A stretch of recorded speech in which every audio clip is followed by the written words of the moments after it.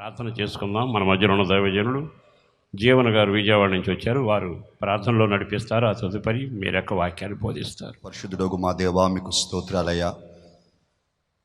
నీ అపారమైనటువంటి కృపను బట్టి, ప్రేమను బట్టి ఈ సంవత్సర కాలంలో ఈ స్త్రీల సహవాస కుడికలను ఒక్క రోజులు కొనసాగించడానికి ఆరంభించిన దినం మొదలుకొని విశేషముగా కృప వెంబడి కృప చూపుచు నీ ఉద్దేశించిన ఉద్దేశ్యము మాలో నెరవేర్చబడడానికి నీ కొరకు ప్రభువా ఒక గుంపు జనాంగము ఈ తరములో రాబో తరము కొరకును పని చేయడానికి, ఈ రాకడకు సిద్ధపడడానికి నీవు ప్రతిరోజు మీ బిడ్డల ద్వారా మాట్లాడుతూ సిద్ధపరుస్తున్నందుకు మీకు స్తోత్రాలు చెల్లిస్తూ ప్రభువా, ఈ దినమందు నాయన ఇప్పటి వరకు పాటల ద్వారా, ప్రార్థనల ద్వారా, ఆరాధన ద్వారా మీరు మహి పొందినందుకై స్తోత్రాలు.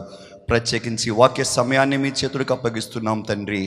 దూర ప్రాంతము నుంచి ప్రభువా, ఆత్మీయ తల్లిని ప్రభువా మీరు క్షేమముగా చక్కటి ఆరోగ్యాన్నిచ్చి కాపుదలనిచ్చి మీరు నడిపించినందుకు మీకు స్తోత్రాలు. నిలబడబోతూ ఉండగా తండ్రి, నీ ఆశీర్వాదముతో, నీ అభిషేకముతో, ఉన్నతమైన ఉపదేశముతో మీరు నింపి ప్రతి ఒక్కరితో మీరు మాట్లాడమని, ప్రతి విషయములోనూ ప్రభువా మేలు కలుగునట్లు నీ బిడ్డను అభిషేకించి ప్రభువా మీరు ప్రతి బిడ్డతో మాట్లాడుతూ నీ ఉద్దేశాన్ని నెరవేర్చమని అమూల్యమైన మీ చేతులకు అప్పగిస్తూ వినగలిగినటువంటి ప్రభువా హృదయమును, గ్రహించగలిగిన హృదయమును, సమర్పించుకునే హృదయమును ప్రతి బిడ్డకు దయచేసి మీరే మహిమ పొందమని యేసే పేట అడిగి వేడుకుని పొంది ఉన్నాం తండ్రి. ఆమేన్. మీకందరికీ ప్రభు పేరిట వందనాలు.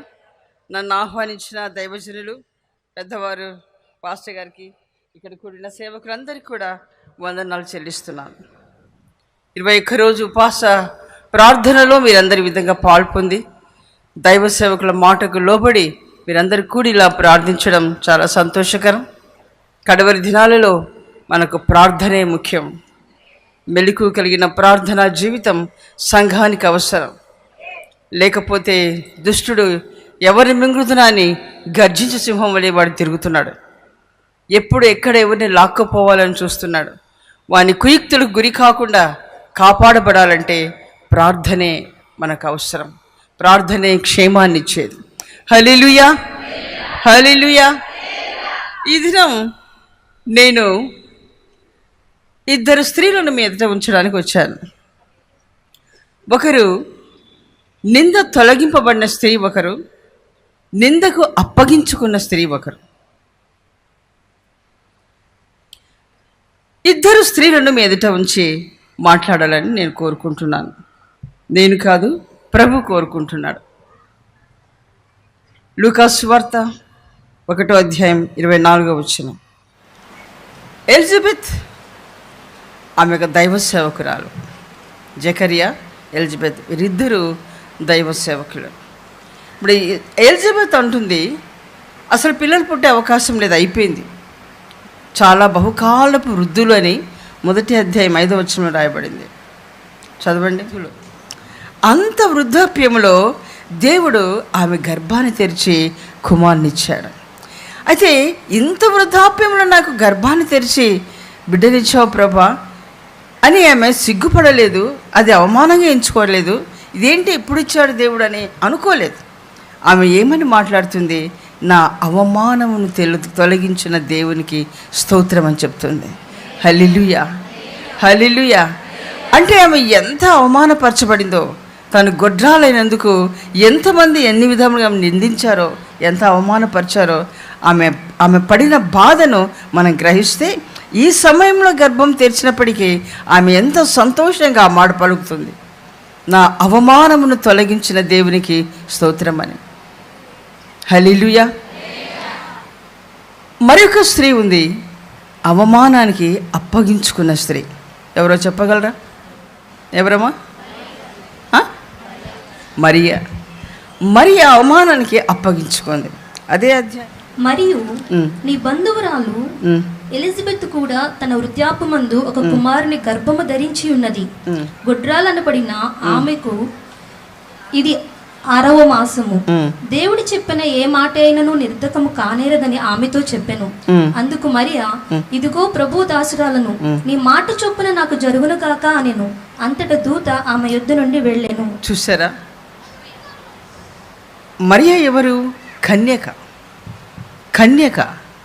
ఆమెకి ఇంకా వివాహం కాలేదు. ప్రదానం చేయబడింది మాట నిజమే, కానీ ఆమెకి ఇంకా వివాహం కాలేదు. ఆమె ఒక కన్యక.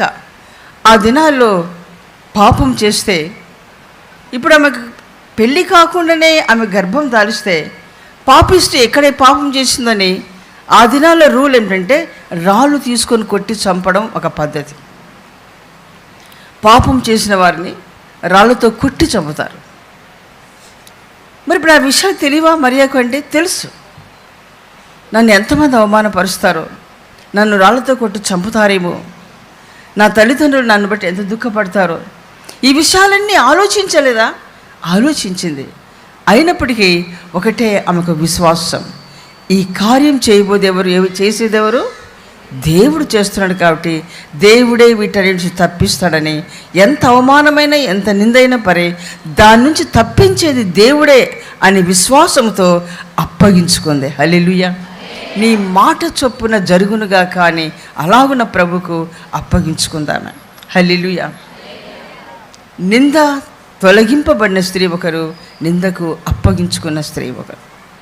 మరి వీరికి ఇంతగా వీరికి అవమానం భరిస్తూ నిందను భరించిన వీరికి పుట్టిన కుమారులు ఎలాగున్నారో మనం ఆలోచిస్తే, ఎలిజబెత్కు పుట్టిన కుమారుడు మీకు అందరికీ తెలుసు. ఎవరు? యోహాన్ భక్తుడు, స్థానికుడైన యోహాన్. ఆయన ఎవరంటే ఆత్మపూర్ణుడు. ఆయన యోహాను భక్తుడు మామూలుగా ఆయన వ్యక్తి కాదు, ఆయన సాధారణమైన వ్యక్తి కాదు. ఆయన పుట్టిన తర్వాత ఆయన అడవిలోనే జీవించాడు. అరణ్యములో కేక వేస్తున్నాడంట. ఆయన ఎక్కడ కేక వేస్తున్నాడు? అరణ్యములో కేక వేస్తుంటే ప్రజలు తండోపతండాలుగా ఆయన దగ్గరికి వెళ్తున్నారట. మనం పోస్టర్లు పెట్టి అన్ని పెట్టి ఎన్నో మైకులు పెట్టి చేస్తున్నా కానీ ప్రజలంతా ఇదిగా పరిగెత్తిరారు. ఆ దినాలను అరణ్యంలో కేక వేస్తున్నారు. అరణ్యంలో ఏముంటాయి? మనుషులు ఉంటారా? ఏమీ ఉండవు. అడవిలో చెట్లు, సెలయేర్లు అవి ఉంటాయి. వాటి మధ్యలో ఆయన కేక వేస్తూ ఉంటే ప్రజలు పరిగెత్తుకుని ఆయన దగ్గరికి వస్తున్నారు. రావడమే కాదు, తమ పాపములు ఒప్పుకొని బాప్టిజం తీసుకుంటున్నారు. సద్దూకయులు, పరిసయ్యులు కూడా ఆయన మాటకు లోబడుతున్నారు. ఆయన మామూలుగా ప్రసంగం చేయట్లేదు, గద్దిస్తున్నాడు. పాపులారా రండి, మీకు బుద్ధి చెప్పిన వారు ఎవరు, రండి అని గద్దిస్తున్నాడు. ఆ గద్దింపుకు భయపడి లోబడి ఆయన మాటకు లోబడి అక్కడ బాప్టిజం తీసుకుంటున్నారు. చూసారా? ఎలిజబెత్ గొడ్రాలని అవమానపరచబడింది, ఎంతో నిందను భరించింది. ఎందుకు మరి ఈమెకు ఇంత శ్రేష్టమైన కుమారుని దేవుడిచ్చాడు? అన్ని సంవత్సరం తర్వాత అంత వృద్ధాప్యంలో ఇవ్వవలసిన అవసరం ఏమొచ్చిందంటే, మనం 5వ వచనం చదువుకుంటే, యూదా దేశపు రాజైన హేరోదు దినములలో అబీయా తరగతిలోనున్న జకర్యా అను ఒక యాజకుడుండెను. అతని భార్య అహరోను కుమార్తెలలో ఒకతే. ఆమె పేరు ఎలిజబెత్. వీరిద్దరు ప్రభు యొక్క సకలమైన ఆజ్ఞల చొప్పున సకలమైన ఆజ్ఞలు అంతేనే, అంటే అన్ని ఆజ్ఞలు సకలమైన ఆజ్ఞల చొప్పునను న్యాయ విధుల చొప్పునను నిరపరాధులుగా నడుచుకొనుచు దేవుని దృష్టికి నీతిమంతులై ఉండిరి. హల్లెలూయా, హల్లెలూయా. సకలమైన ఆజ్ఞల చొప్పున, ఏ విషయంలో కూడా ఆజ్ఞలు అవిధేయత లేదు ఎక్కడ. అన్ని ఆజ్ఞలకు వారి ఇద్దరు కలిసి లోబడ్డారంట. వీరిద్దరూ, ఆయన యాజకుడు, యాజక ధర్మం నిర్వహించేవాడు. ఆయన ఎలాగున దేవుని ఆజ్ఞలకు లోబడి జీవిస్తున్నాడో, ఆయన భార్యగా ఎలిజబెత్ కూడా అలాగే అన్ని ఆజ్ఞలకు లోబడి జీవిస్తుంది. నిరపరాధులంట వాళ్ళు. ఏ విషయంలో కూడా వారిని అపరాధులను చెప్పడానికి వీల్లేదు. నిరపరాధులుగా జీవించారు, నీతిమంతులుగా దేవుని ఎదుట జీవించారు. మరి జకర్యా యాజకుడు, ఆయన ఉండాలి ఆ విధంగా, ఆయన అలా జీవిస్తున్నాడు. మరి ఎలిజబెత్కు ఎంతమంది అవమానపరిచారో, ఏమో సేవ చేస్తున్నారు మీరు, ఇంకా మీకు సంతానం రాలేదేంటి అని చెప్పేవాళ్ళు ఎంతమందో, ఆమె ఎంతమంది అవమానపరిచారో. మరి వాటి మధ్యలో కూడా ఆమె ఎంతో కృంగిపోయింది, ఎంతో బాధ అనుభవించింది. అయినప్పటికీ నిర్లక్ష్యం చేయలేదు దేవుని ఆజ్ఞలు పాటించే విషయంలో. నాకు ఎంత అవమానం ఉంది కదా, మరి ప్రభు నా అవమానాన్ని, నిందను ఎందుకు తొలగించట్లేదు అని ఎప్పుడు కూడా ఎదురు తిరగలేదు, విరోధంగా మాట్లాడలేదు, సనుక్కోలేదు. ఆమె నిరపరాధిగానే జీవించింది. హల్లెలూయా. అదొక పరీక్ష ఆమెకు. దేవుడు ఎప్పుడు ఏమి జరుగుతుందో ఆయనకు ముందే తెలుసు, జరగబోయే విషయాలు. ఆయన ఇవ్వబోతున్నాడు ఒక శ్రేష్టమైన కుమారుని. దానికి ముందుగా ఆమె వృద్ధాప్యం వరకు అలాగే ఉంచారు. అంత వృద్ధాప్యం వచ్చినప్పటికీ కూడా దేవుని ఆజ్ఞల చొప్పున వారు నిరపరాధులుగానే జీవిస్తున్నారు. ఎక్కడ కూడా ఆమె వెను తిరగలేదు. నీవు ఉండిపో, నువ్వు చేసుకోపో సేవ, నీకేం కాదు కదా, నన్ను కదా అవమానించేది అందరూ, నన్ను అందరు ఎగతాళిగా చూస్తున్నారు, అందరు నన్ను నిందిస్తున్నారు, నేనెందుకు లోబడి ఉండాలి అని చెప్పేసి ఆమె నిర్లక్ష్యం చేయలేదు. ప్రారంభంలో ఎలాగుందో ఆమె ముగింపు వరకు అలాగే జీవించింది. ఆమెలోని ఆ నిర్దోషత్వం, నిరపరాధ జీవితాన్ని దేవుడు పైనుంచి చూశాడు. ఒక శ్రేష్టమైన కుమారుని ఇచ్చారు. ఎప్పుడు అసలు అవకాశమే లేనప్పుడు, జరగకూడనిది అక్కడ జరిగించాడు దేవుడు. హల్లెలూయా, హల్లెలూయా. మన జీవితంలో కూడా మనము దేవుని ఎదుట నిరపరాధులుగా, ఆయన ఆజ్ఞలు పాటించే విషయంలో, ఆయన న్యాయ విధులను అనుసరించే విషయంలో నీతిమంతులుగా జీవిస్తూ నిరపరాధులుగా మనం ఉన్నప్పుడు తప్పకుండా మన జీవితంలో మనం అనుకోనిది, అసలు ఇంకా జరగదు నా జీవితంలో అనుకునేది దేవుడు జరిగిస్తాడు. హల్లెలూయా. ఇక మీద నాకు అవకాశమే లేదు అనుకున్నది దేవుడు కలిగిస్తాడు నీ జీవితంలో. ఎప్పుడు మనకెంత అవమానం వచ్చినా, ఎన్ని కష్టాలు వచ్చినా, ఎలాంటి శోధన మన జీవితంలో సంభవించినా మనం వెను తిరగక, నిర్లక్ష్యం చేయక, దేవుని దృష్టిలో అంతవరకు ప్రారంభంలో ఎలా ఉన్నామో అంతవరకు అలాగే జీవిస్తే నిశ్చయముగా మన దేవుడు మన కార్యాలు జరిగిస్తాడు. నేను కేవలం పిల్లల విషయం చెప్పట్లేదు, అది ఏ కార్యమైనా సరే, మీరు అడిగేది, మీరు ఆశించేది, అది ఏ కార్యమైనా సరే దేవుడు మన జీవితంలో జరిగించాలంటే మనం అంతం వరకు నిరపరాధులుగానే జీవించాలి. ఎలిజబెత్ తన వృద్ధాప్యం వరకు కూడా ఎక్కడ కూడా ఆజ్ఞలు పాటించే విషయంలో వెనుకంజ వేసినట్లుగా రాయబడలేదు. ఆమె నిరపరాధిగానే జీవించింది. జకరియా ఎలాగునో ఉంటున్నాడో అలాగే ఆమె జీవించింది. దేవుడు ఆశ్చర్యంగా గర్భం తెరిచి శ్రేష్టమైన కుమారుని ఇచ్చాడు. హల్లెలూయా. ఆ కుమారుడంట మనుష్యులను దేవుని తట్టు తిరుపుతున్నాడట. మన క్రింద చదువుదాం, 17వ వచనం నుంచి 16 నుంచి. ద్రాక్షారసమైనను అతడు ప్రభు దృష్టికి చదవండి.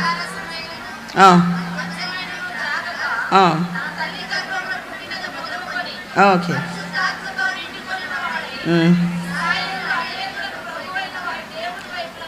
చూసారా, తల్లి గర్భంలో పుట్టినది మొదలుకొని ఎలా ఉన్నాడు ఆయన? పరిశుద్ధాత్మతో నిండుకున్నవాడే. హల్లెలూయా. పుట్టినది మొదలుకొనైనా గర్భంలో ఉన్నప్పుడే ఆయన ఉన్నాడు ఆత్మపూర్ణుడై. ఎందుకు? మరియా ఎలిజబెత్ని వెళ్ళి కలిసినప్పుడు ఆమె గర్భంలో శిశువు గంతులు వేశాడంట. అంటే మరియను చూసి, మరియ గర్భంలో ఉన్న యేసయ్యను చూసి యోహాను గంతులు వేశాడంట. అంటే ఆత్మపూర్ణుడు ఎక్కడై ఉన్నాడైనా? గర్భంలో ఉన్నప్పుడే ఆత్మపూర్ణుడు ఆయన. ఒక ఆత్మపూర్ణునికి ఆమె గర్భంలో ఉండి ఒక ఆత్మపూర్ణుడు ఉద్భవించాడు. ఎప్పుడు? వీరిద్దరు ఎవరు? ఎలిజబెత్, జకరియా ఇద్దరు కూడా ఆత్మపూర్ణులు. వారు ఆత్మపూర్ణులు. వారికి పుట్టిన కుమారుడు కూడా ఆత్మపూర్ణుడై ఉన్నాడు. హల్లెలూయా. గర్భంలో ఉన్నప్పుడే ఆత్మపూర్ణుడు. ఇప్పుడు పుట్టినది మొదలుకొని ఆత్మపూర్ణుడు. ఇతడు ఆత్మపూర్ణుడై పుట్టి తర్వాత ఏమైంది? మరియు అతడు తండ్రుల హృదయంలోని పిల్లల తట్టును అవధేయులను నీతిమంతుల జ్ఞానమును అనుసరించుటకును త్రిప్పి ప్రభు కొరకు ఆయత్తపడి ఉన్న ప్రజలను సిద్ధపరచుటకై ఏలియా యొక్క ఆత్మయు శక్తియు గలవాడై ఆయనకు ముందుగా వెళ్ళును గనుక నీవు సంతోషమును మహా ఆనందమును కలుగును. అతడు పుట్టినందున అనేకులు సంతోషింతురనెను. చూసారా, పైన మనకు చెప్తున్నా, అనేకులను ప్రభైన వారి దేవుని వైపుకు త్రిప్పును. ప్రజలను దేవుని వైపు త్రిప్పుతున్నాడంట. దేవుని వాక్యాన్ని ప్రకటించి వారి పాపములను ఒప్పింపచేసి దేవుని వైపు త్రిప్పుతున్నాడంట. అతడు పుట్టినందుకంట అనేకులు సంతోషించారంట. ఆ పట్టణమంతా సంతోషమే, వారున్న ప్రాంతమంతా కూడా సంతోషమే అతడు పుట్టినందుకు. మనము కొంతమంది పిల్లలను చూస్తుంటాం. కొంతమంది తల్లిదండ్రులు అంటుంటారు, ఇతడు నా గర్భమును చెడపుట్టారంటారు. ఆ పిల్లలు పుట్టినందుకు ఆ ప్రాంత వీధుల ప్రజలందరూ కూడా దుఃఖపడుతుంటారు. ఏం పిల్లోడో ఏమో, ఇలా జీవిస్తున్నాడేంటి, ఈ పిల్లలు వారి జీవిత విధానం బాగాలేదు, వీరిని బట్టి ప్రక్క పిల్లలు చెడిపోతారు అని ఆ పిల్లలను బట్టి సనుక్కుంటుంటారు. ప్రజలు దుఃఖపడుతూ ఉంటారు. తల్లిదండ్రులు కూడా బాగా వేదన అనుభవిస్తుంటారు అలాంటి పిల్లలను బట్టి. మనం చూస్తే చాలామంది హెడ్లైన్స్లో కూడా, పేపర్లో, న్యూస్ పేపర్లలో, పెద్ద పెద్ద పేపర్లలో కొంతమంది గుంపుగా వెళ్ళి అరాచకాలు చేశారని, హత్యలు చేశారని, అత్యాచారాలు జరిగించారని, దొంగతనాలు చేశారని పేపర్లలో పేర్లు చూస్తే అందులో క్రైస్తవ బిడ్డల పేర్లు కూడా ఉంటున్నాయి. జాన్, మైకేల్, ఇలాంటి పేర్లు కనబడుతున్నాయి. ఆ పేర్లు ఆ పేపర్లో మనం చూసినప్పుడు అది ఎంత దుఃఖకరం, దేవుడు ఎంత దుఃఖపడతాడు, అవమానకరం. ఎందుకు అలా పిల్లలు తయారవుతున్నారు? క్రైస్తవ బిడ్డలే. క్రైస్తవ బిడ్డల పేర్లు పేపర్లో ఎక్కడ ఉంటున్నాయంటే దుర్మార్గపు పనులు చేసిన వాళ్ళ లిస్టులో ఉంటున్నాయి. ఎందుకు ఉంటున్నాయి అలాగన? కారణం ఎవరు? వారిని గురించి తల్లిదండ్రులు బాధపడుతున్నారా? నిజంగా వారి గురించి భారం కలిగి ప్రార్థన చేస్తున్నారా? పిల్లలు ఎందుకు అలా తప్పిపోయారు? మనం ఒక్కసారి ఆలోచించాలి. ఎలిజబెత్ గర్భంలో పుట్టిన కుమారుడు మనుషులను దేవుని వైపు తిప్పుతున్నాడు. ఆ కుమారుని బట్టి ఆ ప్రాంతమంతా కూడా ఎంతో సంతోషిస్తుంది. ఎంత మంచి కుమారుడు కన్నావమ్మా నీవు, వృద్ధాప్యములైన ఒక శ్రేష్టమైన కుమారుని కన్నావని వాళ్ళు ఎంతో సంతోషిస్తున్నారు. మన పిల్లలను బట్టి మనుషులు మనల్ని పొగడాలి. మన పిల్లలు ఇతరులకు సంతోషించేవారుగా ఉండాలి, ఇతరులకు ఆదరణగా ఉండాలి, దుఃఖపరచేవారుగా ఉండకూడదు. అలా ఉండకూడదంటే కారణం ఎవరు? తల్లిదండ్రులే. తల్లిదండ్రులు ఆత్మపూర్ణులు, కుమారుడు కూడా ఆత్మపూర్ణుడై పుట్టాడు. తల్లిదండ్రులు దేవునికి అవిధేయులుగా ఉంటే కుమారులు కూడా అవిధేయులుగానే పుడతారు. మనం అవిశ్వాసంగా ఉంటే మన పిల్లలు కూడా అవిశ్వాసులుగానే తయారవుతారు. మనకు ప్రార్థనా జీవితం లేకపోతే మన పిల్లలు కూడా ప్రార్థన చేయలేరు. తల్లిదండ్రులు పిల్లలకు మాదిరి, మోడల్. మనమే మోడల్, తల్లిదండ్రులే పిల్లలకు మాదిరి. మీరు ఎలా జీవిస్తున్నారో, మీరు ఎలా ప్రార్థిస్తున్నారో, మీ ఆత్మీయ జీవితం ఎలా ఉందో పిల్లలు చూస్తూ ఉన్నారు. మిమ్మల్ని చూసి మీ పిల్లలు మిమ్మల్ని అనుసరిస్తారు. మీరు తొట్టిల్లితే వారు కూడా తొట్టిల్లిపోతారు. అలాంటి కుటుంబాలు చాలా ఉన్నాయి. ఇప్పుడు ఈ కుమారుడు చూస్తే ప్రజలందరికీ సంతోషాన్ని ఇస్తున్నాడంట. చాలామంది కుమారులు సంతోషం ఇవ్వట్లేదు. మీరు మీ గుండె మీద చేసుకొని చెప్పండి, మా కుమారుడు మాకు సంతోషాన్ని ఇస్తున్నాడని. ఎంతమంది తల్లిదండ్రులు మీ పిల్లల గురించి ఏడవట్లేదు, దుఃఖపడట్లేదు?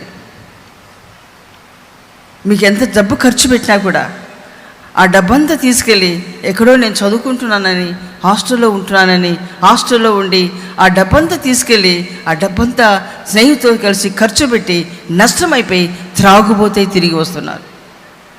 ఇంకా వేరే వేరే కార్యక్రమంలో దేంట్లోనో పడిపోయి చనిపోతున్నారు చాలామంది. ఇలా చాలామంది పిల్లలు నష్టమైపోతున్నారు. క్రైస్తవ పిల్లల గురించి నేను మాట్లాడుతున్నాను, అన్యుల గురించి మనకు అవసరం లేదు. క్రైస్తవుల పేరు పెట్టుకునే పిల్లలే ఇలా చెడిపోతున్నారు. అలా చెడిపోకుండా ఉండాలంటే తల్లిదండ్రులు దేవుని ఎదుట భయభక్తులు కలిగి ప్రతి విషయంలో నిరపరాధులుగా జీవించగలగాలి. మీరు నిరపరాధులుగా జీవిస్తే మీ పిల్లలు కూడా నిరపరాధులుగానే తయారవుతారు. తొట్టిల్లుతున్న దేవుడు వారిని మిమ్మల్ని బట్టి వారిని కాపాడి స్థిరపరుస్తాడు. హల్లెలూయా, హల్లెలూయా. కాబట్టి పిల్లలు బాగుపడాలన్నా, పిల్లలు క్షేమకరంగా జీవించాలన్నా బాధ్యత తల్లిదండ్రులది. ఎక్కువగా తల్లి ఈ విషయంలో బాధ్యత తీసుకోవాలి. తండ్రి ఉద్యోగాలు చేసుకుంటూ ఎక్కడ ఉంటాడు ఆయన, కానీ తల్లి బిడ్డలను గమనిస్తూ ఉంటుంది. వారు పడుకున్నా, లేచున్నా, కూర్చున్నా, మరేం చేస్తున్నారో అన్ని తల్లి గమనిస్తుంటుంది. కాబట్టి వెంటనే వారిని సరిచేస్తే, వారిని క్రమపరచడమే కాదు, ప్రభు ఎదుట వారి గురించి అంగలార్చడం మొదలుపెట్టాలి. ప్రభు ఎదుట వారి గురించి కన్నీరు కార్చే తల్లిదండ్రులుగా ఉండాలి మనము. అలా మీరు కన్నీరు కార్చి ప్రభు పాదాలు పట్టుకున్నప్పుడు మీ బిడ్డల జీవితాలు దేవుడు అద్భుతమైన మలుపు త్రిప్పి మీ కుటుంబానికి కాదు, సంఘానికి మాత్రమే కాదు, అనేకులకు ఆశీర్వాదకరంగా సంతోషమిచ్చే బిడ్డలుగా దేవుడు మారుస్తాడు. హల్లెలూయా. అలాగే మరియ గర్భమున పుట్టిన యేసయ్య గురించి మనకు తెలుసు. ఆయన ఎలాంటి వాడు? లోకరక్షకుడు. ఆయన ఆ రక్షకుడుగా కావడానికి ఆయన ఎన్ని ఇబ్బందులు, ఎన్ని అవమానాలు, ఎంత వేదన అనుభవించాడో, శరీరంలో ఎంత అవమానాన్ని అనుభవించాడో మనకు తెలుసు. ఆయన లోకరక్షకుడు. మన పాప శాప రోగ భారములు ఆయన భరించాడు. మనం పొందవలసిన శిక్ష ఆయన పొంది మనకు విడుదలిచ్చాడు ఆయన. అయితే ఒక విషయం నేను మాట్లాడాలనుకుంటున్నాను. బైబిల్ గ్రంథంలో కొంతమంది స్త్రీలు ఉన్నారు. వారందరూ కూడా ముందు గొడ్రాలుగా ఉండి కన్నీరు కార్చి వేదన అనుభవించిన తర్వాతనే సంతానం పొందుకున్న వారు ఉన్నారు. ఏ వేదన లేకుండా సంతానం పొందిన వారు కొంతమంది ఉన్నారు. అలా వేదన లేకుండా సంతానం పొందిన వారి కుమార్తెల జీవితాలకు వేదన పొంది అవమానపరచబడి సంతానం పొందుకున్న స్త్రీల పుట్టిన పిల్లలకు చాలా భేదం కనబడుతుంది. ఇప్పుడు హన్నా ఉంది. హన్నా, పెనిన్నాకు వెంటనే సంతానం కలిగింది. సంతానం కలిగింది. ఎంతమంది పిల్లలేమో తెలియదు, వాళ్ళ పేర్లు కూడా రాయబడలేదు, వారి చరిత్ర ఏమిటో మనకు తెలియదు. కాకపోతే హన్నా గొడ్రాలై చాలా కాలం పెనిన్నాతో బాధపడి ఏడ్చి ప్రభు సన్నిధిలో రోధించి ఒక కుమార్ని కనిందామె. ఆ కుమార్ని కనక మునుపు ఒక సమర్పణ ఆమె జీవితంలో, నీవు నాకు సంతానం ఇస్తే నీ సేవకి సమర్పిస్తానని ఆమె రోధించి కుమార్ని పొందుకుంది. హల్లెలూయా. ఆమె రోదన చేస్తున్నప్పుడు అక్కడ కూర్చున్న ఏలీ భక్తుడు కూడా అంటున్నాడు, ఆయనకు డౌట్ వచ్చింది, ఇంకా ఎంతసేపు మత్తురాలుగా ఉంటావులే అన్నాడు ఆయన.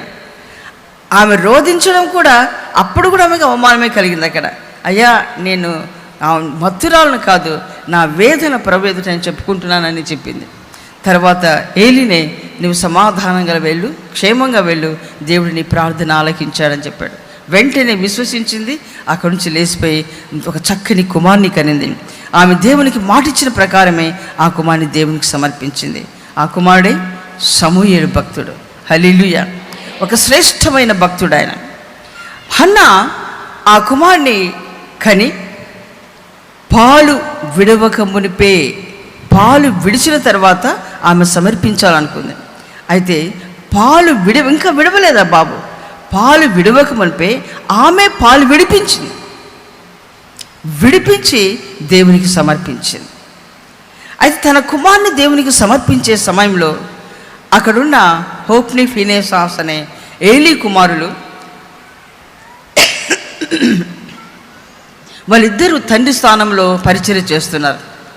వారిద్దరి పరిచర్య అక్కడున్న వస్తున్న సేవకులకు, విశ్వాసులకు చాలా దుఃఖకరంగా ఉంది. వాళ్ళు బాధాకరంగా ఉన్నారు. వారు క్రమంగా పరిచర్య చేయట్లేదు, దుర్మార్గంగా జీవిస్తున్నారు. వారి పద్ధతులన్నీ హన్నాకు తెలుసు.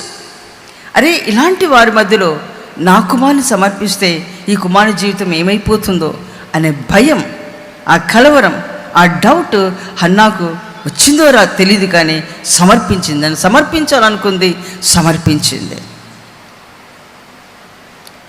మనమైతే మన పిల్లలను సమర్పించడానికి అబ్బో ఎట్లుంటుందో ఏమో, సరిగ్గా ఆహారం పెడతారో లేదో, ఎన్ని కష్టాలు ఉంటాయో, ఎంత ఇబ్బంది పెడతారో సేవలో అని సమర్పించలేరు చాలామంది. పిల్లలు పుట్టక మునుపు ప్రార్థన చేసుకుంటారు, ప్రభు నాకు సంతానం ఇస్తే నేను నీ సేవకు సమర్పిస్తానని. కానీ తర్వాత సమర్పించారు. తర్వాత వాళ్ళు ఏ డాక్టర్లను ఇంజనీర్లు చేయడానికి ఇష్టపడతారు, కానీ దేవునికి సమర్పించారు. అయితే హన్నా తను మొక్కుకున్న ప్రకారంగా అలా అక్కడున్న సేవకులు యాజకత్వం చేస్తున్న వారు సరైన వారు కాదని తెలిసి కూడా వారి గురించి భయపడక ఆలోచించక దేవుని యందు విశ్వాసంతో తన కుమారుని సమర్పించింది. ఆ చిన్నవాడు అక్కడనే మ్రొక్కెను అని రాయబడింది. తన కుమారుని ఎప్పుడైతే సమర్పించిందో ఆ కుమారుడు వెంటనే అక్కడ మ్రొక్కాడంట. అంటే ఆ కుమారునికి చిన్న వయసు నుంచే, ఇంకా మాటలు రావు ఆ బాబాకు, ఆ వయసు నుంచి ఆ బిడ్డకు తను నేర్పిస్తుంది, నీ స్థానం ఇక్కడ కాదు, నీ స్థానం మందిరములో, నీవు పలానా మందసం దగ్గర నుండి పరిచర్య చేయాలి అని అప్పటి నుంచి ఆమె నేర్పించి తీసుకుని వచ్చి సమర్పించింది. ఆ కుమారుడు కూడా అలాగే అక్కడ మ్రొక్కి ఏలి ఎదుట పరిచర్య చేస్తున్నాడు. హల్లెలూయా. ఆ చిన్నవాడు తన ఇంటికి పోలేదు. తర్వాత అసలు ఇంటికి తిరిగిపోయినట్లుగా ఉందా? పోలేదు ఇంటికి. ఏలి ఏమి చెప్తే అక్కడ పరిచర్య చేస్తున్నాడు. ఈ దినాల్లో పిల్లలు అలా చేస్తారా? 7-8 సంవత్సరాలు వచ్చాయనుకోండి, సేవలో ఎవరైనా వచ్చి వదిలిపెట్టినారనుకో, ఏడ్చి ఇంటికి పోయే వాళ్ళు ఉంటారు. ఒకవేళ ఉన్న 2 రోజుల తర్వాత మళ్ళీ పోతారు, తల్లిదండ్రులు వచ్చిపోతూ ఉంటారు. కానీ ఈ కుమారుడు అలాగ సమర్పించుకొని అక్కడనే ఉండి పరిచర్య చేయడం మొదలుపెట్టాడు. సమూయేలు వలన దీపం మారిపోకుండా అక్కడ పరిచర్య ప్రారంభమైంది. హల్లెలూయా. ఒకవేళ సమూయేలు లేకపోతే మొత్తం అక్కడ పరిచర్య ఆగిపోకుండా కాపాడబడింది. కారణం ఎవరంటే సమూయేలు. ఆ సమూయేలు అలాంటి కుమారుని కని దేవునికి సమర్పించిన హన్నాదే ఆ ప్రాముఖ్యమైన స్థానం. హన్నాలో ఉన్న ఆ ప్రార్థన జీవితం, ఆమె సమర్పణను బట్టి అక్కడ సేవ ఆగిపోకుండా నిలబడింది. హల్లెలూయా, హల్లెలూయా.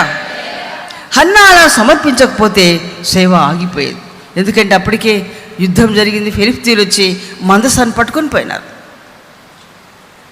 2 కుమారులు చనిపోయారు, ఏలీ చనిపోయాడు, ఏలీ కోడలు చనిపోయింది. ఎవరు లేరు ఇక పరిచర్య చేయడానికి. మిగిలింది ఒక్క సమూయేలు మాత్రమే. హల్లెలూయా. సమూయేలుని బట్టి ఆ సేవ ఆగిపోకుండా కొనసాగింది. కారణం తల్లి సమర్పణ, తల్లి ప్రార్థనా జీవితం, తల్లిలో ఉన్న కన్నీటి. చాలా కాలానికి ఆలస్యంగా కుమారుడు పుట్టిన ఆ కుమారుడు శ్రేష్టమైన కుమారుడు. చాలామంది అనుకుంటూ ఉంటారు, నాకెందుకు పిల్లలు ఇవ్వట్లేదు దేవుడు అని దుఃఖపడుతూ ఉంటారు. నేను ఇంతకాలమైంది దేవుని సన్నిధికి వెళ్ళడము, ప్రార్థన చేసుకుంటున్నాను, దైవ సేవకులు చేస్తున్నారు, నేను ఎంతో సమర్పించాను దేవునికి, ఎన్నో కానుకలు ఇచ్చాను, ఎన్నో ఉపవాసాలు ఉన్నాను, అయినా నాకు ఎందుకు సంతానం కలగట్లేదు అని బాధపడుతూ ఉంటారు. నీ పట్ల దేవుని ప్రణాళిక ఒక ప్రత్యేకమైంది. నీ గర్భంలో ఉండే కుమారుడు ఒక ప్రత్యేకమైన వాడు. ఆ పిల్లల పట్ల దేవుని ప్రణాళిక ఒక ప్రత్యేకమైంది. ఆ పిల్లలను ఒక ప్రత్యేకంగా దేవుడు వాడుకోవడానికి నిన్ను ఆలస్యం చేస్తున్నాడు. నీ గర్భం తెరవట్లేదు. ఎందుకంటే ఇంకా తగిన వెల నువ్వు చెల్లించలేదు, తగినంతగా నువ్వు ప్రార్థన చేయట్లేదు, తగినంత కన్నీరు నీ ఎదురు నుంచి రావట్లేదు, తగినంత సమర్పణ నీలో కలగట్లేదు. అందుకే దేవుడు ఆలస్యం చేస్తున్నాడు. ఇక్కడ ఇంకా ఎవరైనా సంతానం లేకుండా ఉన్నారా? బాధపడద్దు. ప్రభు సన్నిధిలో కన్నీరు వేయడం మొదలుపెట్టండి. ఎలాంటి సమర్పణ దేవుడు కోరుతున్నాడో ప్రభువుని అడగండి. నీ పుట్టబోయే శిష్యుల బిడ్డల పట్ల దేవుని ప్రణాళిక ఏమైందో కనుక్కొని అలాగున దేవుని ప్రణాళికకు అప్పగించే మనసు, ఆ సమర్పణ నీలో వచ్చేంత వరకు కూడా దేవుడు పిల్లల్ని ఇవ్వడు. హన్నాకు ఆ సమర్పణ వచ్చేంత వరకు కూడా దేవుడు పిల్లలు ఇవ్వలేదు. ప్రతి సంవత్సరం వెళ్తుంది, ఏటేటా యెరూషలేముకు వెళ్ళి అక్కడ ఏడుస్తుంది, ప్రార్థన చేసి వస్తుంది, కానీ రాలేదు. ఈసారి ఆమె సమర్పించుకుంది. ఆమె సమర్పణను బట్టి దేవుడు ఒక శ్రేష్టమైన కుమారుని ఇచ్చాడు. ఆ కుమారుడు యాజకుడిగా ఇశ్రాయేలు మధ్యలో పరిచర్య చేయడం మొదలుపెట్టాడు. హల్లెలూయా. అలాగే హాగరు కూడా కుమారుడు పుట్టాడు. అబ్రహాం శారాలకు చాలా కాలమైంది. దేవుడు సంతానం ఇస్తా అన్నాడు. 75 సంవత్సరాలప్పుడు పిలిచాడు దేవుడు. 25 సంవత్సరాలైంది పిలిచి, ఇంకా సంతానం కలగలేదు. కానీ హాగరు వివాహం చేసుకున్న వెంటనే ఆమెకు సంతానం కలిగింది. ఆ సంతానం ఏమైపోయింది? ఈ దినాన హింసకుడు. ఎలాంటి కుమారుడు? హింసించే కుమారుడు. ఆ కుమారుడు ఈ దినాన వాళ్ళే ఉగ్రవాదులు. భయంకరమైన దినాలు, వాటి వల్ల భయంకరమైన యుద్ధాలు జరుగుతున్నాయి. అలాంటి కుమారుని కనిందామె. ప్రార్థన లేదు ఆమెకు. ఏ జీవితం లేదు, ఏ కన్నీరు లేదు, ఏమీ లేకుండా కనింది. అయితే షారాకు పుట్టాడు 25 సంవత్సరాల తర్వాత. ఒక శ్రేష్టమైన వాగ్దాన పుత్రుడు ఇస్సాకు. హల్లెలూయా, హల్లెలూయా. ఇస్సాకు గొప్ప ప్రార్థనాపరుడు. తండ్రి ఇచ్చిన వాగ్దానం ఇస్సాకులోని దేవుడు నెరవేర్చాడు. వాగ్దాన పుత్రుడు పుట్టాడు. ఆ వాగ్దాన పుత్రుడు, ఆ సంతానమే ఈ దినం ఇశ్రాయేల్ దేశం. ఆ దేశం ఇప్పుడు ఎలాగుంది? ప్రపంచానికి ఆశీర్వాదకరంగా ఉంది. నేడు యుద్ధాలు జరుగుతున్నాయి, కానీ ఆ దేశం వారిని బట్టే, ఆ ప్రజలను బట్టే ఈ దినం ఈ మైక్ అయినా కానీ, ఎలక్ట్రిషియన్ వస్తువులు కానీ, ఇక ఏవైనా సరే ప్రతి వస్తువు వెనక వారి చెయ్యే ఉంది. ఇజ్రాయేల్ యూదుల యొక్క జ్ఞానం అలాంటిది అనమాట. దేవుడు వారికి ఇచ్చిన జ్ఞానం, వారి జ్ఞానంతోనే ప్రతి వస్తువు నిర్మించబడి, మనం వాడుకునే ప్రతి వస్తువులో వారి జ్ఞానమే ఉంది. ప్రపంచానికి వారిని దేవుడు దీవెనకరంగా మార్చాడు. సర్వలోకం నీ ద్వారా దీవించబడినని యాకోబుకు దేవుడు వాగ్దానం ఇచ్చాడు. చదవండి ఆ మాట. 27వ అధ్యాయం ఆదికాండం 27.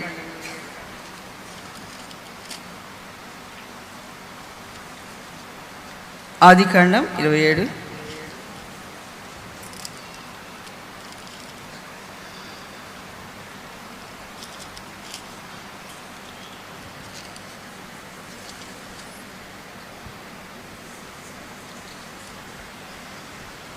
ఇరవై 28వ అధ్యాయం.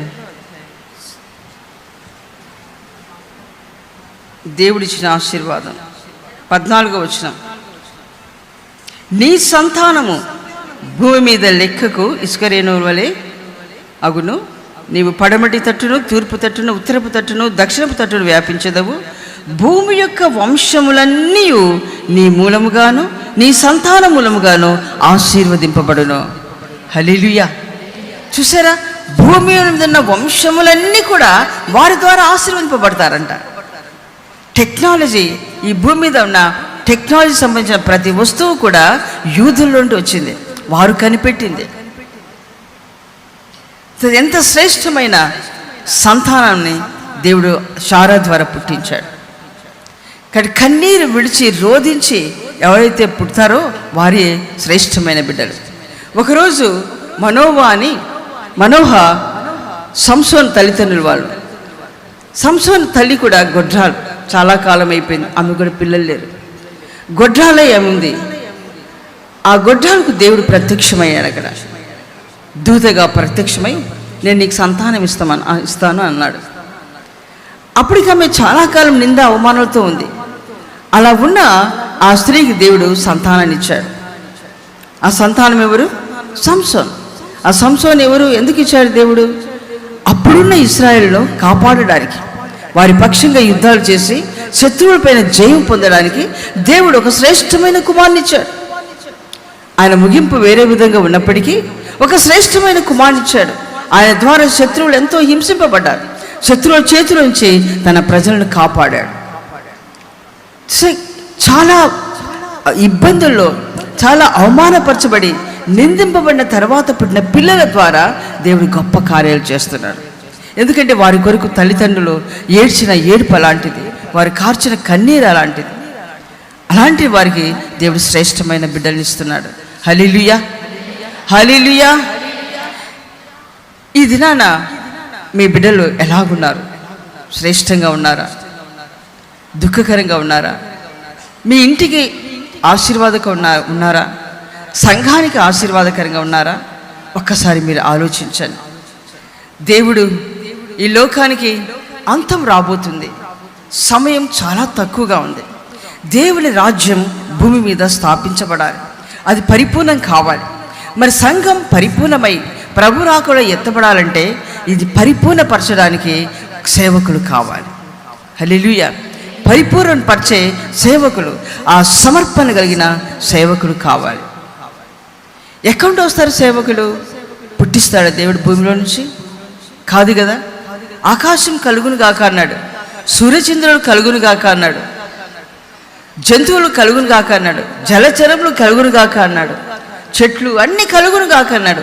కలిగాయి. ఎందుకు మనుషుడు పరిపూర్ణం అగునుగాక అనట్లేదు? సంఘం పరిపూర్ణం అగునుగాక అని అనట్లేదు ఆయన? ఎందుకు అనట్లేదు ఆయన? మానవుని దేవుడు తన స్వరూపంలో సృష్టించాడు, తన పోలికలో తన సారూప్యంలో దేవుడు సృష్టించాడు. తిరిగి మానవుడే తన్ను తాను సరిచేసుకొని సమర్పించుకొని దేవుని యొద్దకు రావాలి. దేవుని వల్లే మారడానికి తన్ను తాను సమర్పించుకోవాలి, తనలో నుండి రావాలి. ఆ మార్పు కలుగును కాకంటే అవుతుంది. నువ్వు మారిపోయిన ఒక మాట అంటే మారిపోతాం, కానీ అలా దేవుడు ఆశించట్లేదు. మనలో ఒక మార్పు రావాలని దేవుడు కోరుతున్నాడు. హల్లెలూయా, హల్లెలూయా. ఆయన ఆ మార్పును మనలో చూస్తున్నాడు. ఆ మార్పు సంఘములో కలగాలంటే, మార్పు కలిగించడానికి బోధకులు కావాలి. మన కొరతలు ఎత్తి చెప్పి మన జీవితాలు సరిచేసి, ఇదో నీ కొరత ఇలా ఉంది, నీవు ఇలా సరిచేయబడాలి, దేవుని సారూప్యం నీకు కలగాలంటే నీలో ఉన్న సాతాను స్వభావాలను తొలగిపోవాలి, శరీర సంబంధమైన కార్యాల నుంచి నువ్వు విడుదల పొందాలని ప్రకటించేవారు కావాలి. ప్రకటించేవారు ఈ దినాన కొరతగా ఉన్నారు. ప్రభువే అంటున్నాడు, కోత విస్తారముగా ఉంది, పనివారు కొరతగా ఉన్నారు. పనివారు కొరకు యజమానుని వేడుకోండి అంటున్నాడు. యజమానుని మనం వేడుకోవాలంటున్నాడు. వేడుకుంటే దేవుడు పంపిస్తాడు పనివారు. ఎవరా పనివారు? ఒక సమర్పణ కలిగిన సేవకులు, తమ జీవితాల్లో త్యాగం చేసుకొని ప్రభు కొరకు నిలబడి ఆ ప్రభు తట్టు ప్రజలను త్రిప్పగలిగిన సేవకులు కావాలి. హల్లెలూయా, హల్లెలూయా. ఏదో సాధారణమైన జీవితం చేసి ఏదో జీవిస్తున్నాంలే. ఈనాడు చాలామంది సేవకుల పిల్లలను కూడా సేవకులు ఏం చేస్తున్నారు తెలుసా? సేవకు సమర్పించట్లేదు, వారిని సేవకు ప్రోత్సహించి సేవకులుగా సిద్ధపరచట్లేదు. తమ పిల్లలు బాగా చదువుకోవాలని, లోకంలో పెద్ద పెద్ద ఉద్యోగాలు చేయాలని, సంపాదించాలని ఇలా ఆశిస్తున్నారు. ఇంకా ఏదో సంపాదించి ఏదో కట్టుకొని జీవించడానికి సమయమే లేదు. సమయం బహు కొంచెముగా ఉంది. ఎప్పుడు ప్రభు వస్తాడో తెలియదు. ప్రభు వచ్చే లోపల ఆ సంఘం పరిపూర్ణం కావాలి.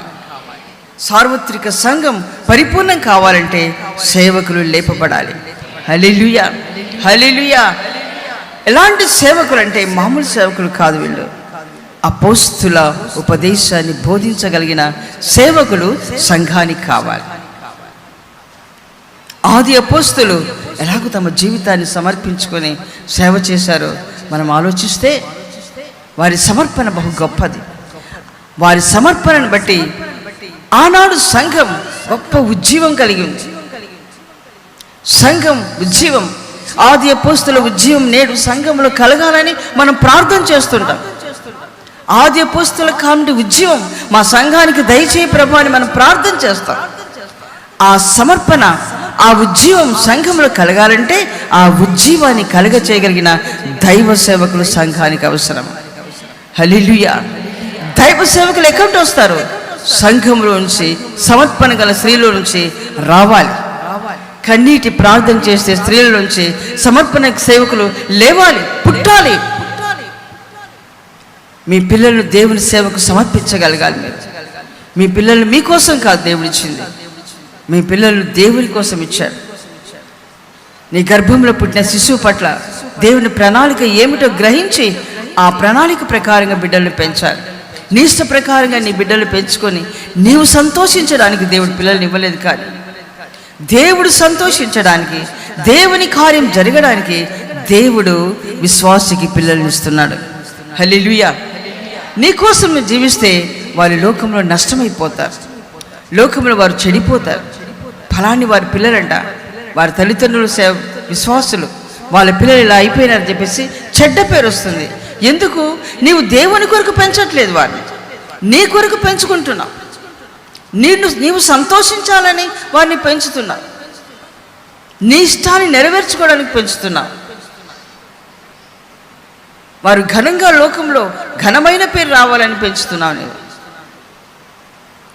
దేవుని సేవ కంటే ఘనమైన పేరు ఎవరికి లేదు. ఇక దేవుని సేవకులే ఘనులు. హల్లెలూయా. నన్ను ఘనపరచు వారిని నేను ఘనపరుస్తా అన్నాడు.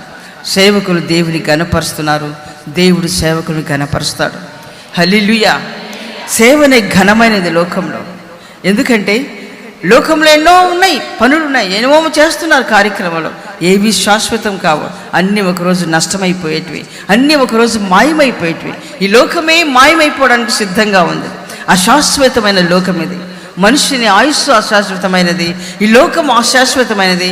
లోకంలో ఉన్నవన్నీ కూడా అశాశ్వతమైనవి, అన్నీ ఒకరోజు గతించిపోతాయి. అది గతించక మునిపే సంఘం పరిపూర్ణం కావాలి. ప్రభు వచ్చి సంఘం తీసుకుని వెళ్ళాలి. మరి సంఘం పరిపూర్ణం కావాలంటే సేవకులు కావాలి. హల్లెలూయా. సేవకులు పుట్టాలి. ఇక్కడి నుంచి మీ సంఘంలో నుంచి సమర్పణ కలిగిన సేవకులు రావాలి బయటికి. మా సంఘంలో నుంచి ఇంజనీర్లు, డాక్టర్లు రావాలని కాదు, మీ సంఘంలో నుంచి సేవకులు లేవాలి. ఈ సేవకులు లేచి ఈ పట్టణం అంతా ప్రభు కొరకు పట్టబడినట్లుగా ప్రయాసపడాలి. హల్లెలూయా. ఎందుకంటే సంఘాన్ని పరిపూర్ణపరిచే ఆ అభిషేకం దేవుడు సేవకులకు ఇస్తున్నాడు. ఆది ఎఫెసీయులకు రాసిన పత్రిక 4వ అధ్యాయం 11 నుంచి మీరు కొన్ని మాటలు చదివితే,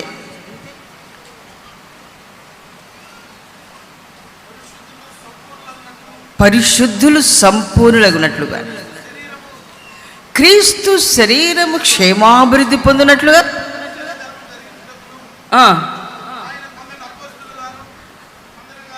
చూసారా, సంఘము క్షేమాభివృద్ధి పొందాలి. క్రీస్తునకు కలిగిన సంపూర్ణతకు సమానమైన సంపూర్ణత గలవారుగా మార్చబడాలి. ఎలా మార్చబడాలి?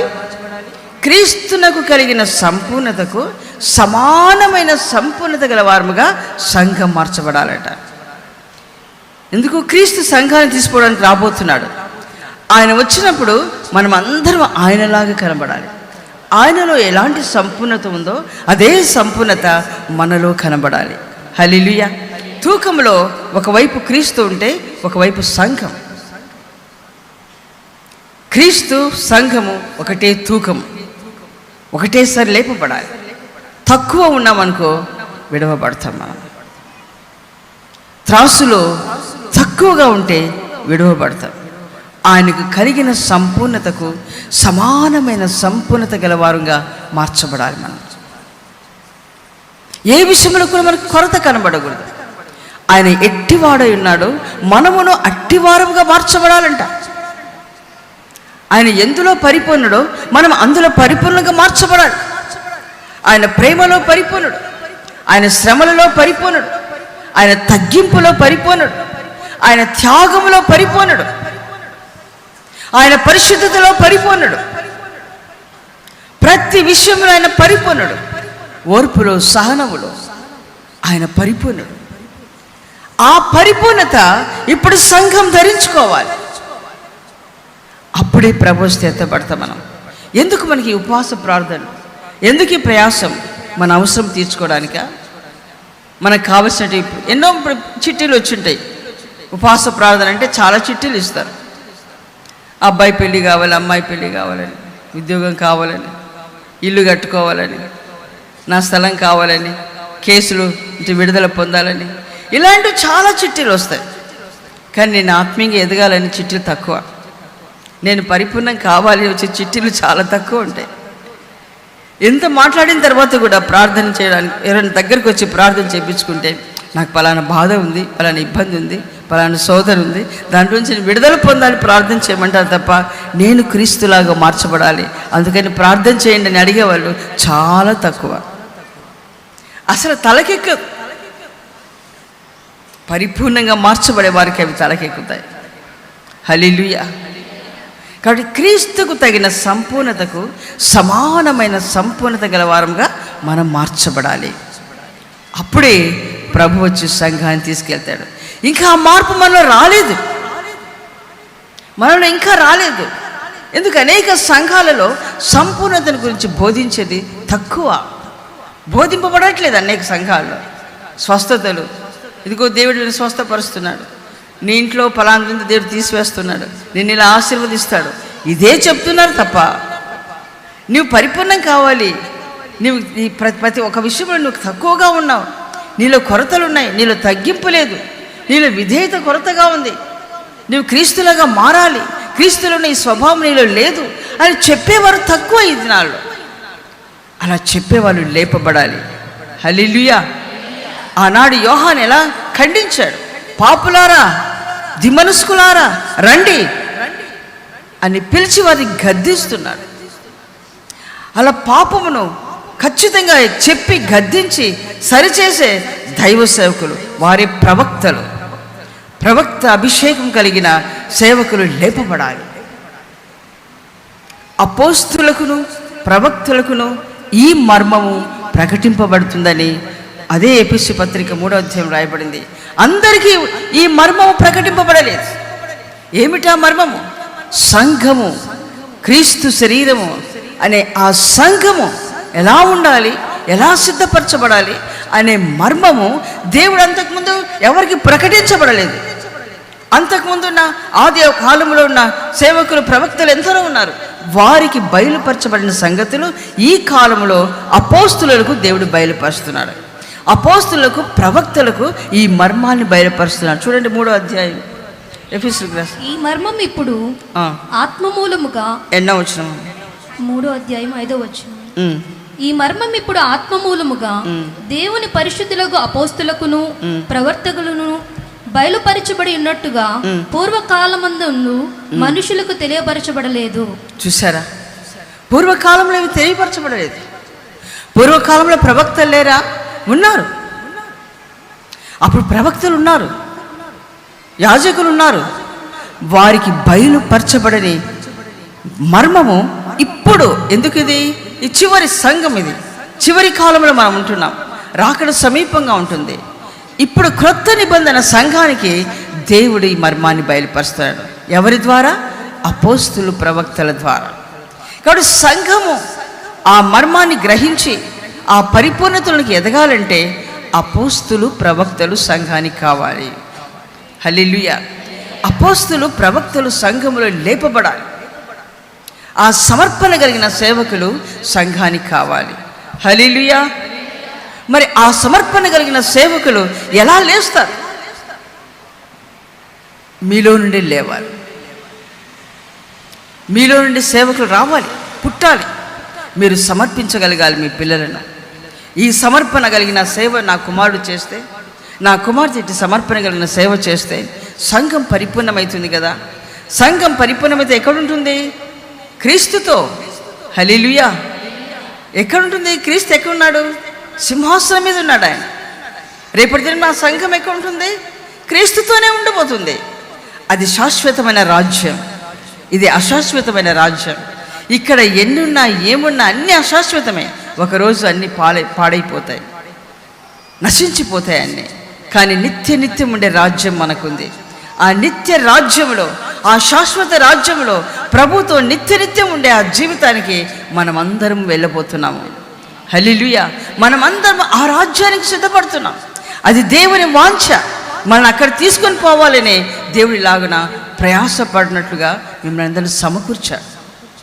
దైవ సేవకులు ప్రేరేపించి, ఉపవాస ప్రార్థన నియమించి, సంఘాన్ని సమకూర్చి, బోధన బోధిస్తూ, ప్రార్థనలు నడిపిస్తూ ఎందుకు ప్రయాసపడుతున్నారంటే సంఘం పరిపూర్ణమై రేపు ప్రభుతో ఉండాలని. హల్లెలూయా. ఆ రాజ్యంలో ఏముండదు? అక్కడ కన్నీరు ఉండదు, అక్కడ దుఃఖం ఉండదు, అక్కడ ఏ బాధ ఉండదు, ఆకలి ఉండదు, దప్పిక ఉండదు, నింద, అవమానం ఏమీ ఉండవు. నిత్యము ప్రభుతో ఆనందించడమే, ఆయన ఆరాధిస్తూ గడపడమే అక్కడున్న జీవితం. హల్లెలూయా. అతి శ్రేష్టమైన అనుభవానికి మనం తీసుకుని వెళ్ళాలని మనల్ని సిద్ధపరుస్తున్నాడు దేవుడు. మరి సిద్ధపరుస్తున్నప్పుడు సిద్ధపరచడానికి కావలసిన సేవకులు లేపబడాలి. ఈ అంశం మీ ఉపవాస ప్రార్థనలో ప్రతిరోజు ప్రార్థన చేయాలి. ఈ ప్రార్థనలు ముగించేంత వరకు కూడా ప్రతిరోజు మా సంఘంలో నుంచి అపోస్తులు, ప్రవక్తలు లేపబడాలి ప్రభా, అలాంటి సేవకులు ఇక్కడి నుంచి లేపబడాలి తండ్రి అని మీరు ప్రార్థన చేయాలి.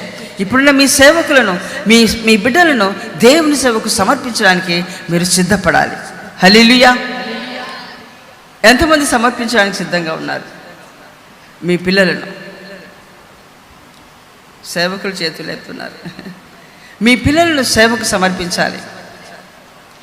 ఈ లోకంలో మీరు పిల్లలను పెంచి వారు పెద్ద వారిని చేసినా, ఎంత ఉద్యోగం చేసినా మీకు మీ కుటుంబానికి వారి ఆశీర్వాదం.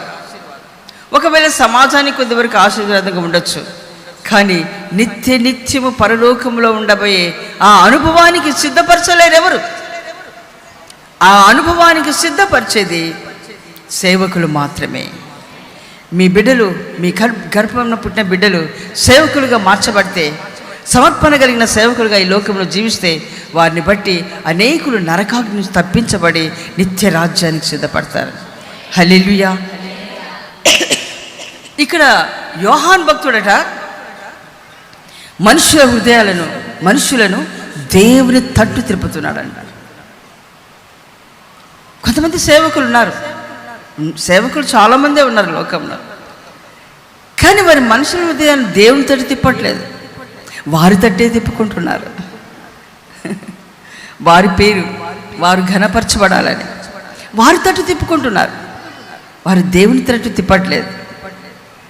వారు ఆకర్షించుకుంటున్నారు, దేవుని చేత ప్రజలు ఆకర్షింపబడినట్లుగా చేయట్లేదు. దైవ సేవకుల చేత వాళ్ళు ఆకర్షింపబడాలి. మాకు ఈ పాస్టరే కావాలి, ఈయన ఉంటే చాలు. అది కాదు, అలాంటి సేవలు జరుగుతున్నాయి. అలాంటి వారిని బట్టి సంఘం పరిపూర్ణం కాదు. సేవకులు ఎంతోమంది వారి పేరు కనబడాలని, వారు స్టేజ్ మీద కనబడాలని, వారి పేరు ఘనంగా ఉండాలని చెప్పుకునేవారు చాలామంది చాలా ప్రయాసపడుతున్నారు, సేవనే చేస్తున్నారు. వాళ్ళు కూడా వాళ్ళ చుట్టూ ఎంతమంది ఉంటారో చెప్పలేం, గుంపు.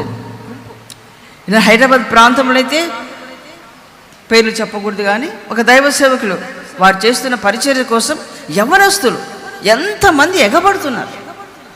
ఆ స్టేడియం నిండా యవ్వనస్తులే. వాళ్ళంతా వారి పాటలకు, వారు చేసే వారి మాటలకు ఎంతో సంతోషిస్తూ గంతులు వేస్తున్నారు అక్కడ. కానీ వారి మాటలు కానీ వారి పాటలు కానీ వారిని ప్రభురాజ్యానికి సిద్ధపరచలేవు. అది వారికి గ్రహింపలేదు, వాళ్ళు చూస్తూ సంతోషిస్తున్నారు. ఒక దైవ సేవకుడు అంటున్నాడు స్టేజ్ మీద, మనమందరూ మన దేవుడు యేసే ధనవంతుడు, ఐశ్వర్యవంతుడు, మనము కూడా ధనవంతుడిగానే జీవించాలి, మనం కూడా గొప్పగా కనబడాలి, పేదలుగా కనబడకూడదు అని అంటున్నాడు ఆయన. అంటే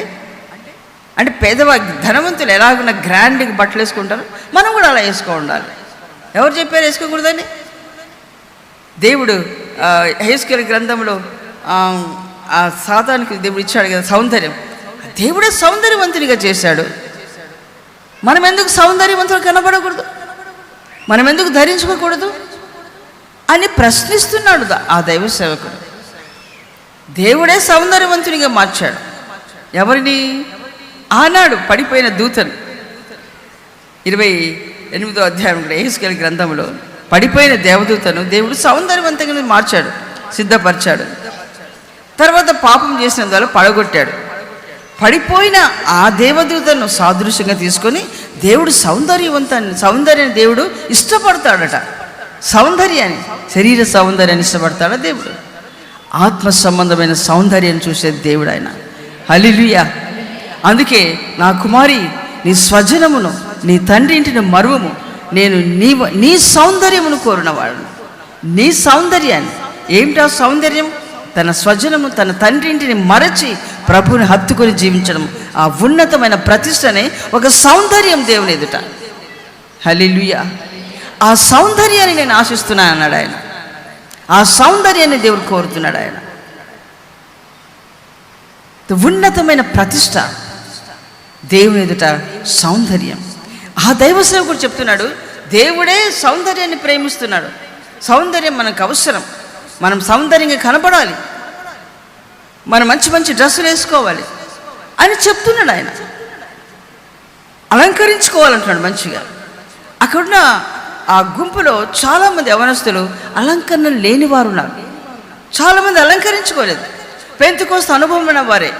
వారి పాటలు, వారి డ్యాన్సులు, వారి స్టెప్స్, వారి నడిచే విధానం, దాన్ని చూసి ఆకర్షితులై అక్కడ పోయి కూర్చున్నారు వాళ్ళు. ఇప్పుడు అంత పెద్ద దైవ సేవకుడు అలా చెప్పినప్పుడు ఆ ప్రజలందరూ యవనస్తుల మనస్తత్వం ఏమైపోతుంది? మేము కూడా అలంకరించుకుందాం. అంతవరకు అలంకరణకు దూరంగా ఉన్న వారి మైండ్ పాడైపోయినాయి.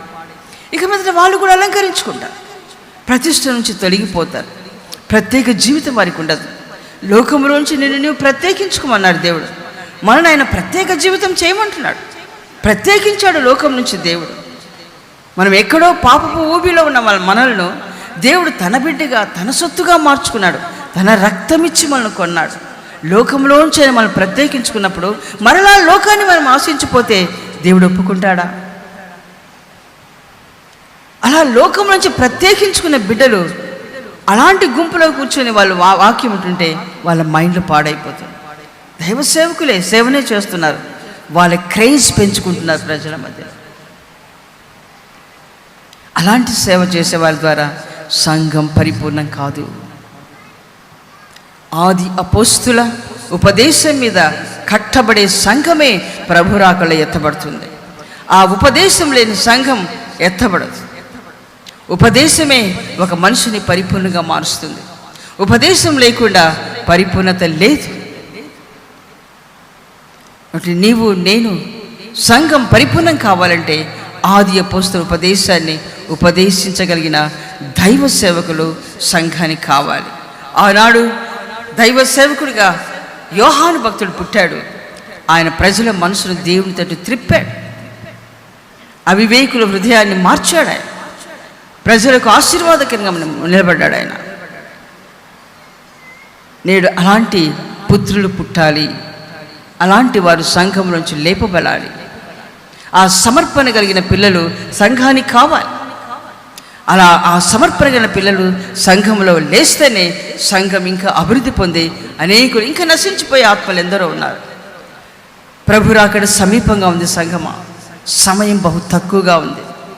ఆ లోకం అనుకుంటుంది నెమ్మదిగా ఉంది, నెమ్మదిగా ఉందని. కానీ హఠాత్తుగా ప్రభు రానై ఉన్నాడు. ఆయన వచ్చినప్పుడు మనం ఇంకా నెమ్మదిగా ఉంది అనుకుంటే అలాంటి వారందరూ విడువపడతారు. ఆయన ఎప్పుడు వచ్చినా పర్వాలేదు, నేను ఎత్తబడాలని పరిపూర్ణంగా సిద్ధపాటు, ఒక సిద్ధ మనసు మనం కలిగి ఉన్నప్పుడు మనం ఎత్తబడతాం. హల్లెలూయా, హల్లెలూయా. ఒక సిద్ధపాటు సంఘానికి అవసరం. ఇంతమంది మనం కూడుకున్నాం ఇక్కడ. మీరు ఎవరెవరు ఏ మనసుతో ఉన్నారో తెలియదు. ఇంకా ఏం ఆలోచిస్తున్నారో, దేని గురించి ఆలోచిస్తున్నారో, ఆశిస్తున్నారో తెలియదు. ఏ ఆశ అయినా ఏదైనా కానీ ఈ లోకం మట్టుకే కొద్ది కాలమే. తర్వాత ఏవి మన వెంట రావు. మనము ఇక్కడ ఉండం. మనమందరం అక్కడ చేరవలసిన వారం. అక్కడికి కావలసిన సిద్ధపాటు మనకందరికీ అవసరం. అక్కడికి మనం సిద్ధపడాలి. అది నీతిగల రాజ్యం, మార్పు లేని రాజ్యం, శాశ్వత రాజ్యం. అది యుగ యుగములు ప్రభుతో మనం జీవించబోతున్నాం. హల్లెలూయా. ప్రభువు లేడా? పరిపూర్ణం కాకుండా ఇంకా మనం నిర్లక్ష్యం చేస్తున్నామా? ఇంకా అశ్రద్ధగా మనం జీవిస్తున్నామా? ప్రభు వస్తే విడవబడతాం. విడవబడితే బహు భయంకరమైన జీవితం. విడవబడిన వారందరూ కూడా క్రీస్తు విరోధి చేతిలో పట్టబడతారు. ఇప్పటికే కొంతమంది ఇజ్రాయెల్ దేశంలో గత సంవత్సరమే ఒక మాటలు వినబడ్డాయి. ఏమిటంటే, మా మెస్సయ్య వచ్చేసాడు, మా మెస్సయ్య వచ్చాడు, మా మెస్సయ్యతో మేము మాట్లాడుతున్నాము అన్నాడు. అదేంటి? వాళ్ళ మెస్సయ్య ఎవరు? మెస్సయ్య అంటే యేసుప్రభు వచ్చాడు, పోయాడు. కానీ యూదులకు ఇంకా మెస్సయ్య రాలేదు. యూదులు యేసుప్రభుని నమ్మరు. ఇంకా మా మెస్సయ్య వస్తాడు అనుకుంటున్నారు. ఇప్పుడు యూదుల చుట్టూ, ఇజ్రాయెల్ దేశం చుట్టూ కూడా శత్రువులు చుట్టుముడుతున్నారు. ఇజ్రాయెల్ దేశం ఒంటరి కాబోతుంది. చుట్టుముడుతున్నారు. వాళ్ళు అనుకుంటారు ఆ చుట్టుముట్టినప్పుడే మెస్సయ్య వచ్చి మమ్మల్ని కాపాడుతారు అనుకొని. వస్తాడు, నిజమే. వారు ఆశించినట్లుగా వాళ్ళ మెస్సయ్య వస్తాడు. ఆ మెస్సయ్య ఎవరో కాదు, క్రీస్తు విరోధి. క్రీస్తు విరోధి మెస్సయ్యగానే వస్తాడు. వారికి నిజంగానే వారిని విడిపిస్తాడు, సమాధానపరిచి మన మందిరం కడదామంటాడు. మధ్యలో నిబంధన పాల్గొడతాడు. అప్పుడు కానీ యూదుల కళ్ళు తెరవబడవు. అయ్యో, ఈయన మెస్సయ్య కాదు, మన మెస్సయ్య కాదు అని అప్పుడు తెలుసుకుంటారు వాళ్ళు. ఆ దినాలు సమీపంగా ఉన్నాయి. ఈ వార్త నేను విన్నాను. యూట్యూబ్లో కొన్ని మాటలు వినబడ్డాయి ఇలాంటివి.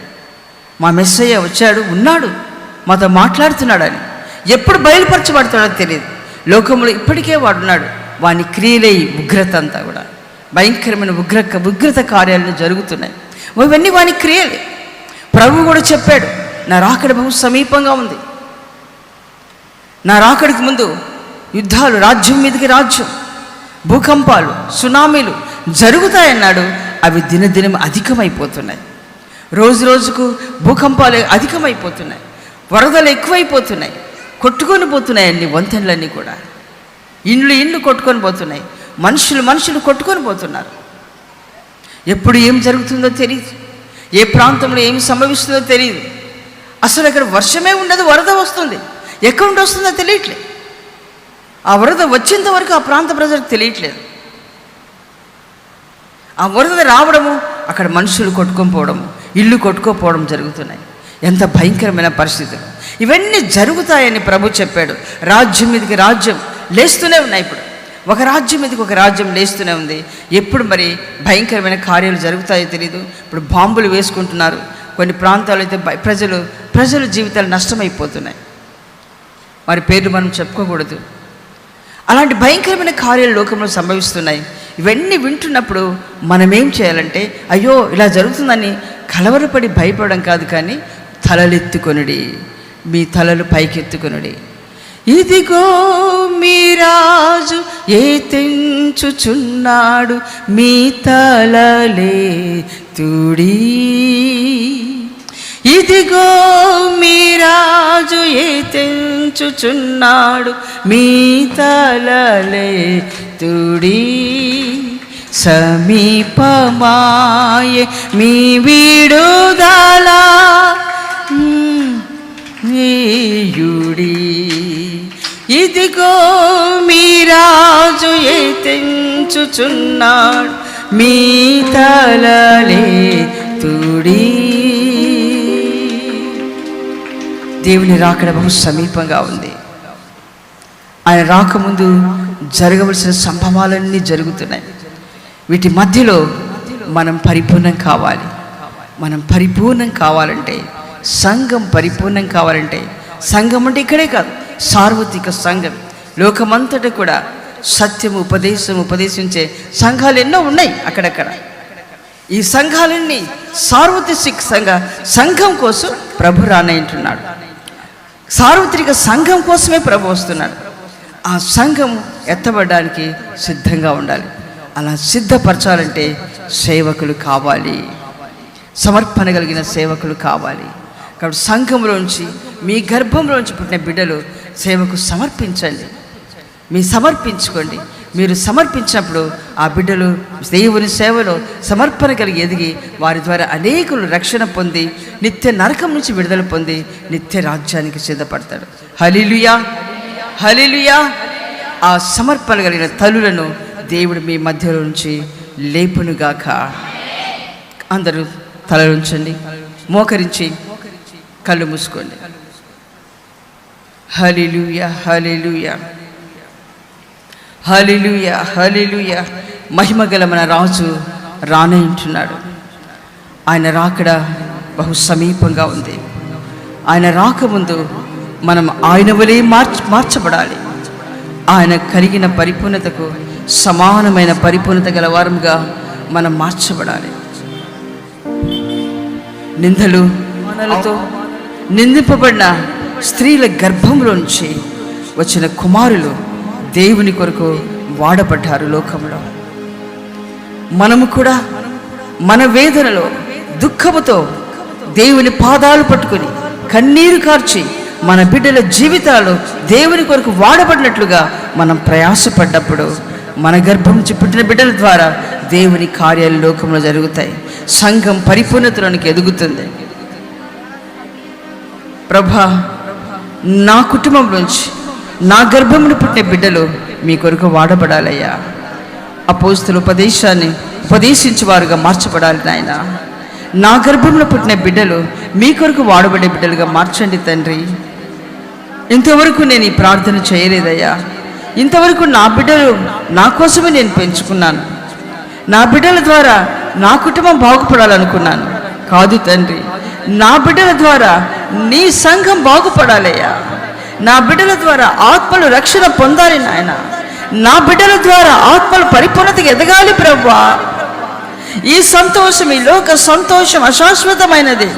ఈ సంతోషం కాదు తండ్రి, శాశ్వతమైన సంతోషానికి అనేకులను సిద్ధపరచినట్లుగా నా బిడ్డల జీవితాలు మలచబడాలి తండ్రి.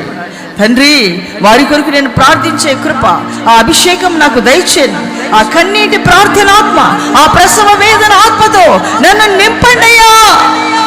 ప్రసవించు స్త్రీ, ఓ గర్భమున బిడ్డను ప్రసవించు స్త్రీ ఏ విధంగా వేదన అనుభవిస్తుందో అలాగున ప్రభు పాదములు పట్టుకొని రోధించే అనుభవం సంఘములో ప్రతి ఒక్కరికి జరగాలి.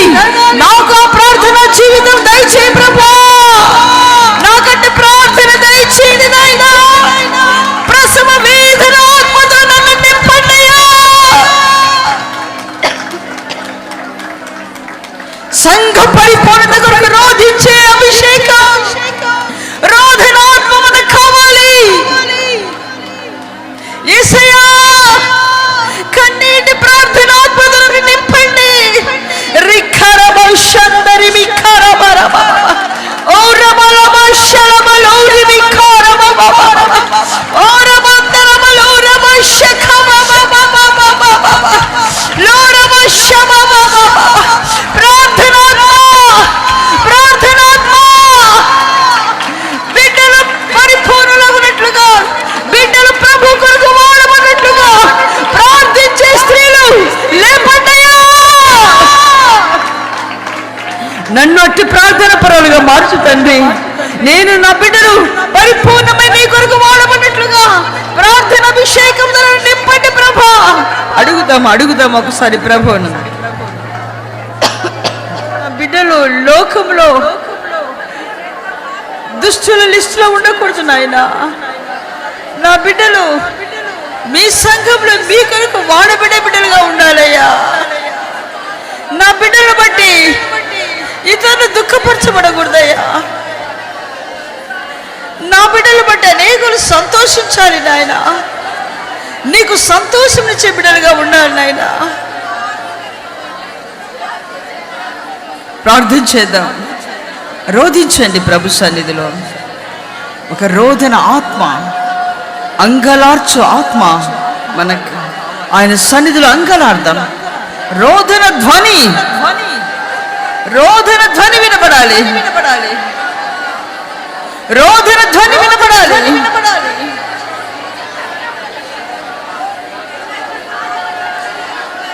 పరిపూర్ణమైన సంఘం కొరకు ప్రభు రానున్నాడు. ఆ పరిపూర్ణతను మనం పొందుకోవాలి. మన సంఘం ఆ పరిపూర్ణతలకు ఎదగాలి.